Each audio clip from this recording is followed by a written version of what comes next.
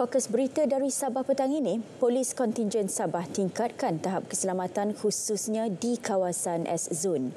Perinciannya bersama Redwin Robin di Kota Kinabalu. Redwin, teruskan. Ya Faiz, Polis Kontingen Sabah akan terus melaksanakan pemantauan bagi memastikan tahap keselamatan di negeri ini sentiasa terjamin. Pesuruhjaya Polis Sabah Dato' Jawateh Dikun berkata, tumpuan khusus kawasan Zon Selamat Pantai Timur Sabah S-Zone ia menjadi kawasan hotspot bagi laluan pendatang tanpa izin dan aktiviti penyeludupan. Dato' Jawateh menyatakan demikian selepas sambutan Hari Polis ke-218 Kontingen Sabah dan Majlis Pemakaian Pangkat Superintenden Polis di Ibu Pejabat Polis Kontingen Sabah. Untuk terus menangani isu-isu yang ada di Pantai Timur untuk memastikan keadaan di Pantai Timur akan terus dalam keadaan yang terkawal. Terutama lebih-lebih lagi nanti kita akan menghadapi berbagai-bagai bentuk perayaan termasuk pilihan raya kan. Dalam pada itu, Dato' Jawateh memaklumkan bahawa 2 bulan pertama tahun ini menyaksikan pengurangan kadar jenayah berbanding tempoh sama tahun lalu. Beliau turut menghargai peranan media dalam memberi kesedaran terhadap isu-isu semasa termasuk membantu masyarakat agar sentiasa peka dan tidak menjadi mangsa jenayah komersial.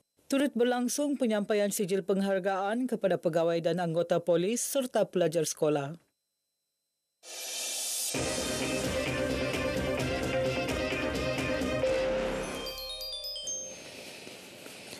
Memelihara ketenteraman, membasmi lanun di laut dan membenteras jenayah. Itu antara tujuan utama penubuhan pasukan polis lebih 200 tahun lalu.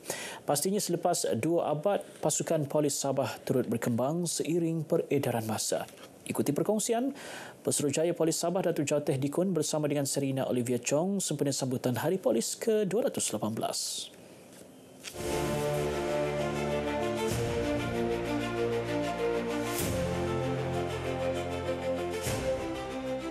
Dikenali sebagai North Borneo Armed Constabulary, Polis Sabah ditubuhkan pada tahun 1881 oleh seorang bekas anggota Rifle Brigade, Kapten Harrington. Bermula dengan hanya 50 anggota, alternatif pengangkutan utama di darat ketika itu bergantung kepada haiwan ternakan, khususnya kuda dan kerbau. Kalau kita lihat sudah tentu yang kerbau ini lebih banyak mengangkat bahan barang lah. Kemudian yang kuda ini digunakan untuk pergerakan pantas dalam menjaga ketenteraman dan keamanan yang ada di kawasan di North Borneo pada ketika itu.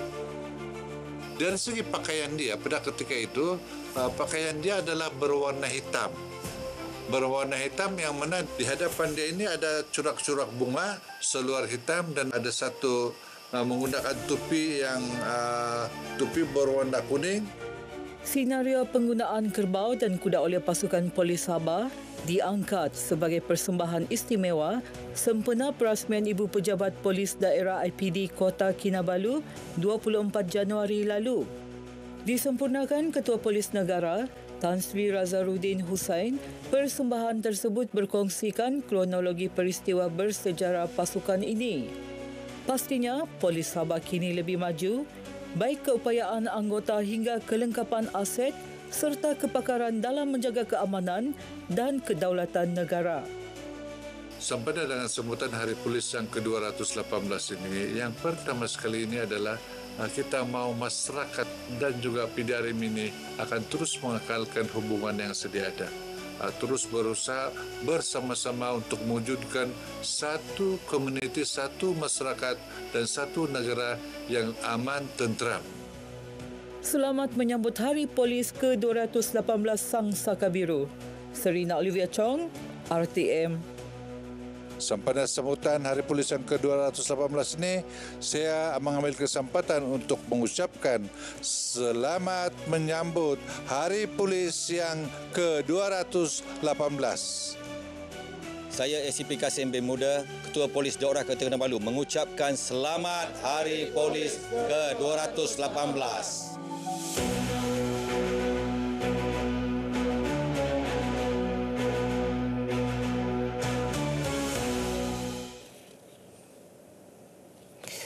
Sebanyak 94 buah premis tamu desa telah siap dibina di Sabah dan Sarawak setakat ini. Menteri Pembangunan Usahawan dan Koperasi, Datuk Iwan Benedict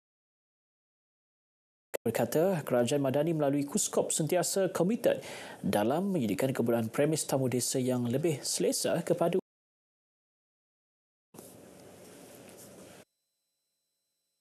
Premis Tamu Desa Sikuati Kudat merupakan salah sebuah premis yang telah membantu usahawan tamu menjalankan aktiviti dengan lebih selesa.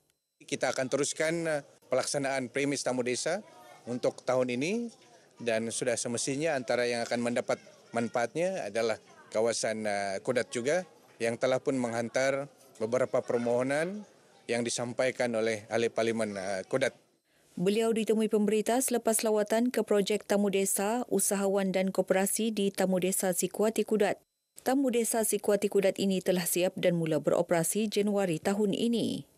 Sebelum ini, kawasan ini merupakan satu tempat yang penjaga-penjaga hanya menggunakan kanopi dan mereka terpaksa membuka dan menutup kanopi setiap hari. Tetapi hari ini kita melihat keadaan sudah berubah. Terima kasih. Sebelum ini kami berniaga menggunakan kanopi. Sekarang kami dapat duduk di sini dengan hasil dari Kementerian Koperasi. Jadi kami bersyukur karena kami duduk di sini dengan selesa. Datuk Iwan turut meninjau tapak tamu Desa Matunggung, Koperasi Wanita Dinazang Inovatif Kudat Berhad dan Koperasi SMK Abdul Rahim Kudat Berhad. Naik taraf jalan raya berturap sejauh 280 km melibatkan Jalan Sepulut, Pegalungan, Pensiangan, Sinarun Telupit dan rancangan Belia Tiulun Simbuan membawa impak pembangunan di kawasan Parlimen Pensiangan. Ahli Parlimen Datuk Arthur Kurup berkata ini termasuk pembinaan Jalan Pegalungan Bantul sehingga ke sempadan Malaysia Kalimantan Indonesia akan datang. Jelasnya naik taraf jalan dalam kawasan Parlimen Pensiangan itu juga secara tidak langsung membawa pembangunan mega kepada daerah kecil Suk. Datuk Ata yang juga Timbalan Menteri Pertanian dan Keterjaminan Makanan menyatakan demikian ketika berucap dalam Majlis Iftar Ramadan 2025 di Dewan SMK Suk. Dalam majlis tersebut, beliau menyampaikan sumbangan kewangan RM30,000 kepada Jabatan Hal Ehwal Agama Islam Negeri Sabah, Jahins Daerah Kecil Suk, untuk diagihkan kepada 300 asnaf. Turut diserahkan sumbangan kewangan RM19,000 kepada Pejabat Pendidikan Daerah Keningau serta RM1,000 bagi SMK Suk yang disumbangkan pihak Agrobank. Yang di-Pertuan Negeri Tun Musa Aman berkenan menyertai warga kerja Jabatan Kastam Diraja Malaysia JKDM Zon Sabah dalam majlis berbuka puasa di Masjid Al-Abid Desa Kastam Sepanggar. Tun Musa turut menyampaikan sumbangan berupa kelengkapan baju raya dan duit raya kepada anak-anak yatim dari Rumah Amal Kasih Kingfisher, Kota Kinabalu. Turut disampaikan sumbangan wang tunai bernilai RM2,500 masing-masing kepada Rumah Amal Kasih tersebut dan Pusat Pengajian Tahfiz Al-Quran As-Syatibiyah. Tun Musa kemudiannya menunaikan solat maghrib, isyak dan tarawih bersama-sama anggota JKDM Zon Sabah diimamkan oleh Mufti Kerajaan Negeri Datuk Ustaz Bungsu Aziz Jaafar. Sementara itu, Majlis Sambutan Berkah Ramadan Peringkat Rumah Persekutuan Kota Kinabalu RPKK turut berlangsung